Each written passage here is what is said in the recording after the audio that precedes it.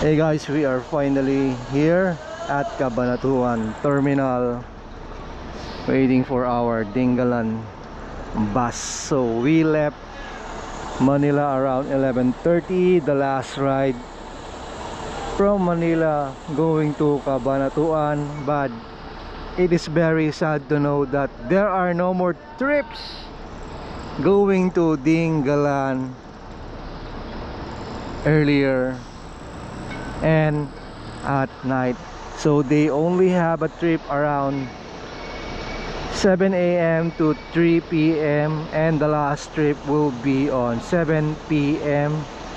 That means from Dingalan going back to Cabanatuan, your last ride will be around 3 p.m. So I have stayed here for more than 5 hours at this terminal going to Dingalan. We are now waiting for our bus and we have some passengers.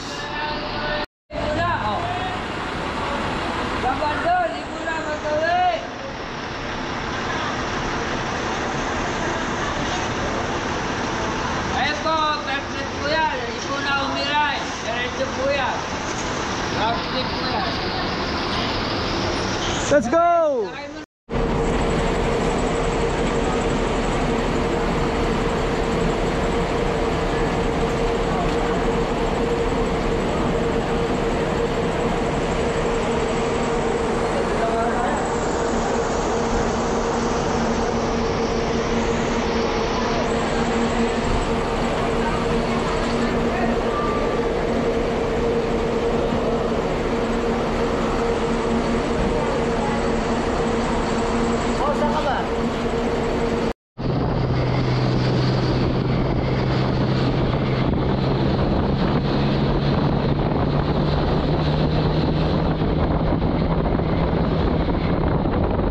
Mount Migans.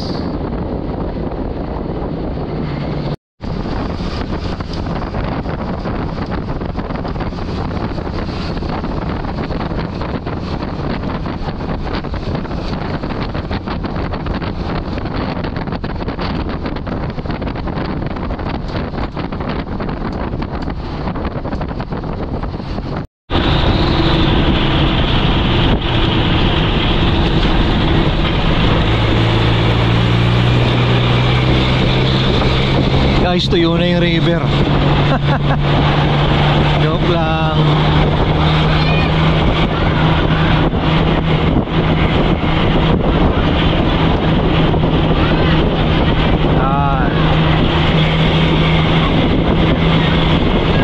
Dito rin yung jump off ng Mount Sawi.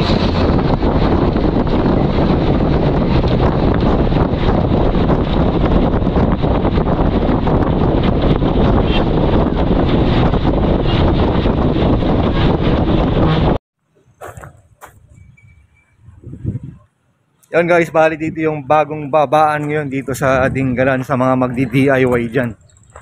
Dito kayo bababa, tapos ito tricycle na kayo papuntang port. So yan na lang, mamaya na ulit, maambo na. Dito lang ano, human drone guys.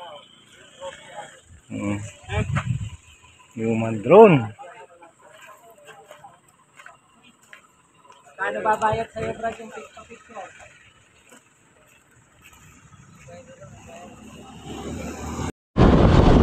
Yun nga guys, pumunta tayo ng Peterport dito sa mismong Dingalan ng sakayan pag mga DIY. Bali ang pamasahe 30 per head. Kaya si kuya ano kami, tuk-tuk patrol. O kaya mas kilala namin bilang trike patrol. O tumawa si kuya, alam ni kuya yung trike patrol.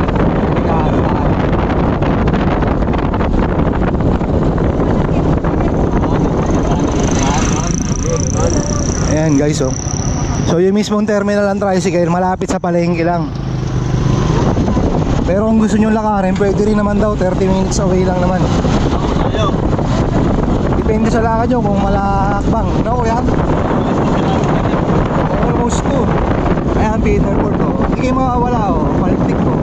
Mga may saltik yan, oh. Bakit po natuyo yung dagat dito, yung ilog?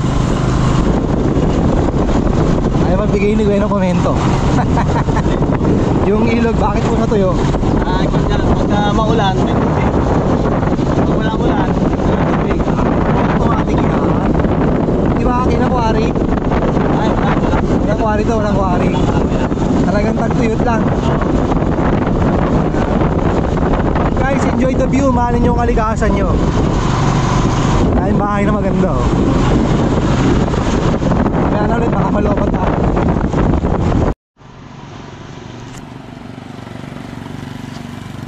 Guys, nandito na tayo sa feeder port ng Dingalan. Hanggang 2:30 lang ang bus ko. Ayan na. Tayo sa tourism.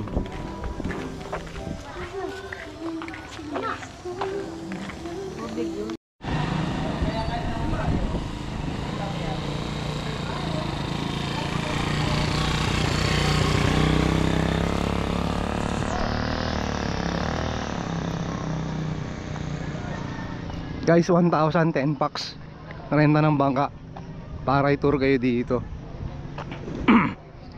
Bali nandun sa kabilang isla yung nakikita nyo may crane. Dire-diretso lang yan papuntang lighthouse.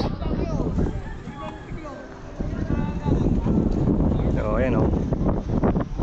Dito muna tayo guys. So guys, bali ito yung Dingalan feeder port. Kung magtutour kayo papunta dun sa lighthouse, kung lalakarin nyo raw, babayaran nyo lang yung guide tsaka ecological fee ng 50 pesos, yung guide 500.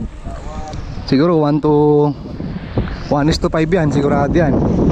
Tapos kung magpapabangka naman kayo, 1,000, 1:10. Kasama na yung guide dun yata, tsaka yung ecological fee. Dito yan sa feeder port ng Dingalan. Agahan nyo lang yung punta. So kung napapansin nyo, bagong gawa yung seawall dito kasi nga binagyo tayo, di ba? So ayan muna guys. Punta tayo dun sa port mismo sa Roro. Dahil nandito tayo sa Dingalan DIY.